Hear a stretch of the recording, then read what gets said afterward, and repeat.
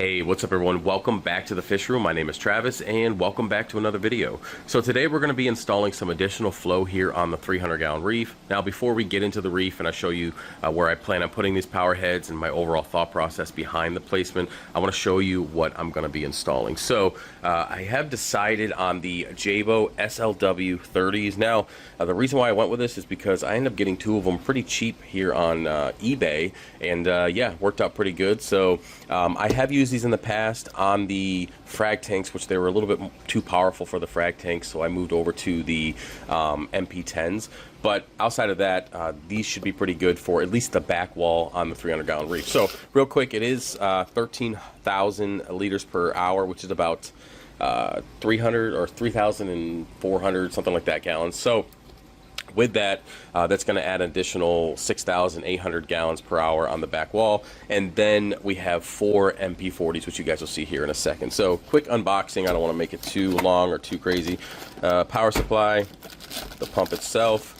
Now installing these is going to be interesting given that they're on the back wall, but because this magnet can be removed, I'm just going to go ahead and take the pump off, slide the magnet over, and be good to go. Now on top of that, we have the controller, which I am making a 3D printed mount for. It's upstairs, hence the reason why I only have one pump down here right now.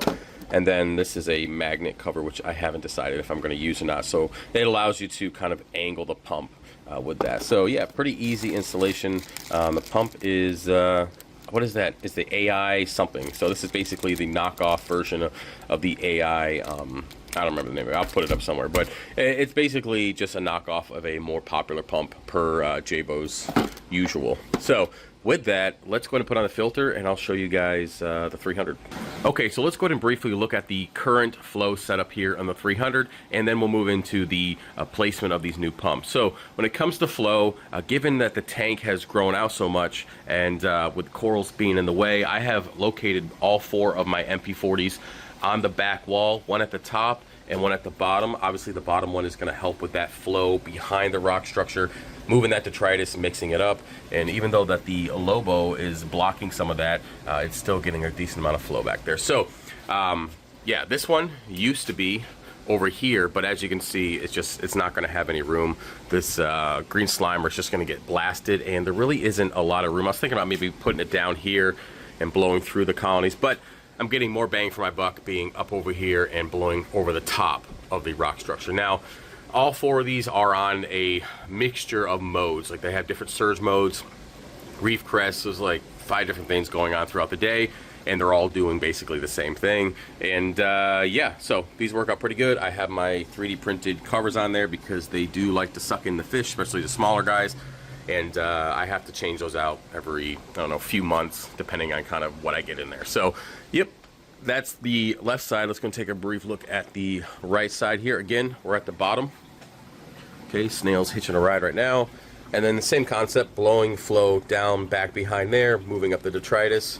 And then we have our top one here, which is gonna blow flow down over the top. What's up, Blue?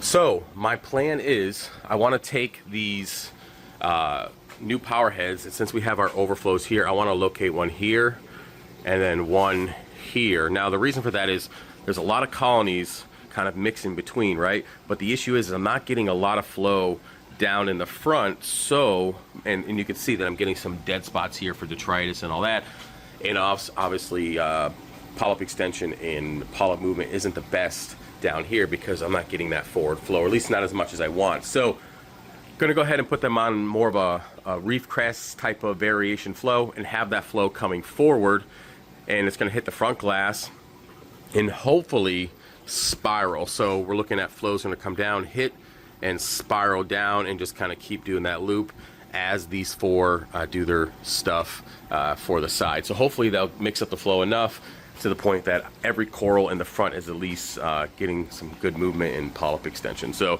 overall thought, I think that should be good. So we're looking at what, 5, 10, 15, 20, 25, 26, 27-ish thousand gallons per hour worth of flow in here. Of course, when they're at max, but the variations are not like that. So that should be decent for this tank. We'll see how it goes. Right now, I'm not really having any issues with brittle corals or anything like that. Usually I like to run a lot of flow because it helps build strong skeletal structures, and I'm not having any issues with corals breaking or anything outside of, you know, when we had Big Bertha coming in here and destroying colonies. But these colonies are still relatively small, and we'll see how it goes once we get things kind of really growing in here. So yeah, that's my overall thought, and we'll see how the fish adjust. Now I do have some 3D printed guards that I'm probably going to put on the back of these SLWs, and I mean, I haven't had a fish in a while at least get sucked up into the power head, at least to the side of it. When I used to turn off for feed modes, which is the reason why I don't do any feed modes, the fish would go inside the pump and hang out, and when the feed mode would stop, it would basically shred the fish. So I haven't had a fish get kind of shredded since I stopped doing feed modes, and yeah, so hopefully I don't really need to worry about that. Now, one thing, if anybody's into programming or inventing anything, having a way, so again, I'm not the only one that's had this issue. This is a little off topic, I suppose. If the feed mode is about to be over, it kind of like shutters the pump. It just gets it to shake a little bit, the propeller, just to shake a little bit to scare the fish out of it before it finally engages at full speed. So I don't know if that exists, but if anybody's into kind of doing that kind of stuff, it might be worth doing, and you probably make a few bucks on it. So with that being said, let's go ahead and install these pumps. I'm not going to show you the process of installing them because it's going to be a pain in the butt, but I will show you what they look like here in a second. Alrighty, so I just finished installing the first one here on the right hand side. Super blue. And yeah, I think that's where I want them. I don't know. We'll see when we turn them on how the flow is. Give it a few days, but yeah, it's pretty easy. It doesn't stick out all that much. I don't know if you see. It's all right. We'll see how it goes. I really don't like the cord in the tank thing. That's the only part that kind of bothers me, but it's on the back wall. It shouldn't be that bad. All right, real quick tip for those of you who are having a hard time reaching the back of the tank, holding onto that magnet and holding the pump at the same time. Just like to use a piece of tape, put it here, and then tape this joker to the back of the tank. So we'll come over here, roughly where I'm gonna put it. Let me see here. Put it in place, tape it, it will hold, and we'll be good to go to put the magnet in place, remove the tape, and then slide it over.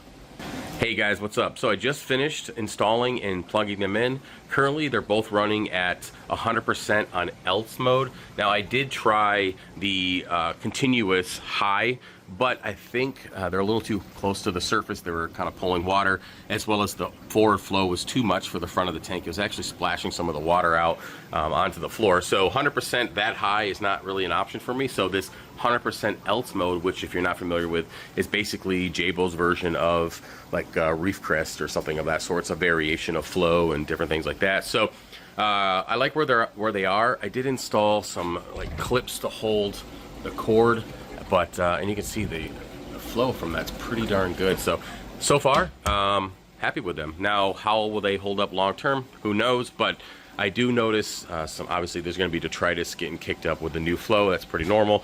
And yeah, only thing left to do is to install the new controller mounts, which are just finishing up printing. And yeah, so right now you can definitely see that this additional flow is moving this guy around. Now this is a torch that was actually over here underneath, and before this guy grew out, he's basically just chilling there.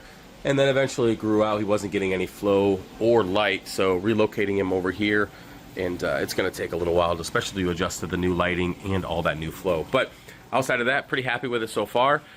And like I said, it's about 27,000 gallons per hour if every pump was at max, which they're not. But yeah, I'm happy with them. So we'll see. And I'll give you guys an update here in like a few months to let you know how they're doing, okay? Meanwhile, I am stepping on stuff, so it's time to get back to work. And if you want to support the channel, head over to fishofhex.com, and I'll see you later. Peace.